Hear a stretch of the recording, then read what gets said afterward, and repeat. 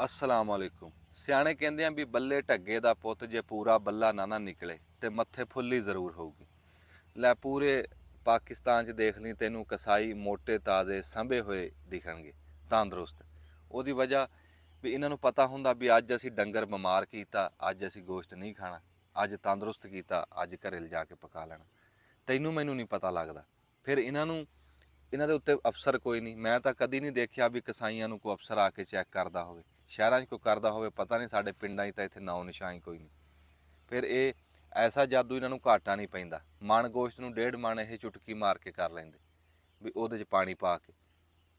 फिर वड्डी भैड़ जिहड़ी कसाईयां दे विच आ, ये कोई माड़ा बंदा आ जावे ना, गरीब बंदा, कोई अध सिर पाईया सेर लैण वाला, लै इन्हां नूं मौत पै जांदी है। तूं अध सिर गोश्त मंग के देख, तैनूं इदां देखणगे भी जिद्दां तूं इहदा गोश्त ही मंग लिया।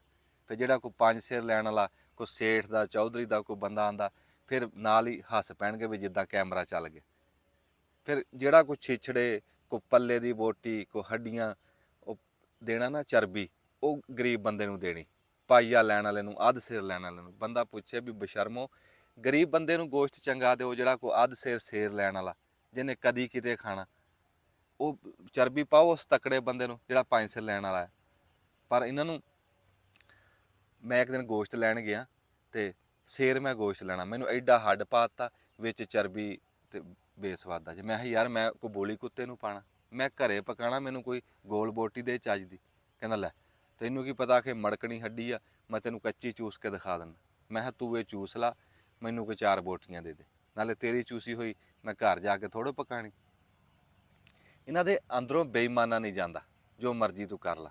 ये तंदुरुस्त करके ना ते सज्जे खब्बे बीमार करके डंगर रला के वेची जाते। मैं एक दिन गोश्त लैन गया, मैं किहा तू कट्टा एक कीता कि 2? कसाई नूं पुछया, कहंदा जी एक कीता। मैं किहा लत्तां तूं 5 टंगियां। कहंदा तूं लैना किन्ना? मैं किहा मैं सेर लैना। कहंदा तेरा इन्ना बरीकी जाना बनदा ही नहीं, तू अपना सेर लै ते जा काम कर। मैं किहा यार गल सुण, तुसीं तां आपदे बच्चों नूं हराम खिलाना, साडा दस की कसूर आ, सानूं भी विच ही हराम खिलाई जांदे तुसीं। मैं किहा इदां ना तेरी दुनिया रहनी ना आखरत।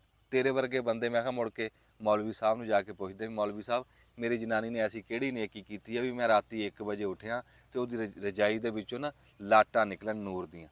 मौलवी कहंदा जा दफा काम कर जाके, वो लाटां नहीं सी नूर दियां, वो रजाई दे विच जनानी तेरी मोबाइल चलांदी सी।